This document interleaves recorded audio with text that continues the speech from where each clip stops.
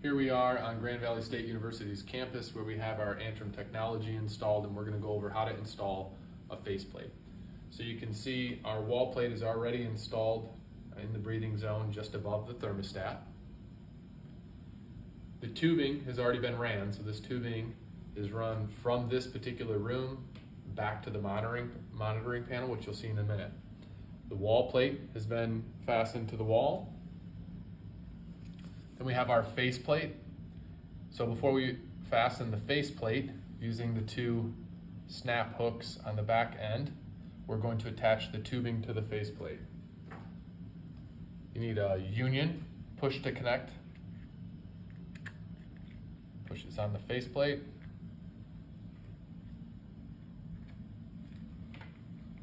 Tubing onto the faceplate. And it tends to work easier if you line the top up and then snap down to the bottom. And here we have a fully installed Antrum faceplate. Here we are in the mechanical room where the tubing is ran from each faceplate in each monitored space back to the mechanical room. You'll notice we share a chase with network cabling, which is very common because our monitored spaces have to be 300 feet or less from the monitoring panel. So in this case, the tubing is ran around the room, and then it is routed down into the AntrumX panel, which is installed on the wall.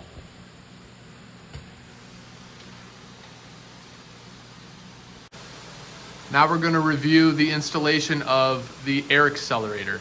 So you can see we have our duct couplers that are installed in the supply duct. So a 2-inch hole saw was used to make a 2-inch hole.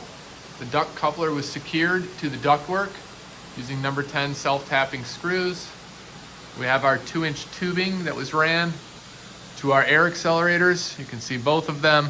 And in this particular installation, we had access to the exhaust ductwork, so we're also installed on both ends. So that just helps with additional flow. And that would be additional flow in the form of a vacuum through our 2 vacuum lines, which are ran around the mechanical room and then back down and terminated at the AntrumX panel.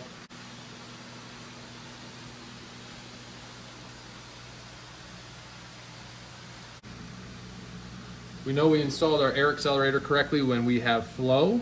The average flow should be at or above the number 2 on our mechanical flow meter located on the side of the panel.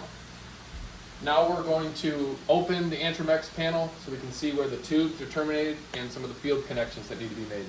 So we just used a flathead screwdriver and our 1/4 turn latches. This is a 16 room panel. You can see each room has been terminated on the multiplexer. Each room has been labeled, both on the tubing as well as on the back plane. You can see which room is being monitored based on indicator lights. So we just saw a switch. Power is brought into the panel through the top, and we have our 120 volt or 240 volt power connection. We also have a circuit breaker. There are 2 more field connections in the panel. You can see the sensor pack, and then we move down to the gateway. The first connection is the building management system connection over RS-485, and then we also have an Ethernet connection located on the gateway. And that is the extent of the field connections that are required to install an AntrumX panel. If you have any questions, please don't hesitate to contact us.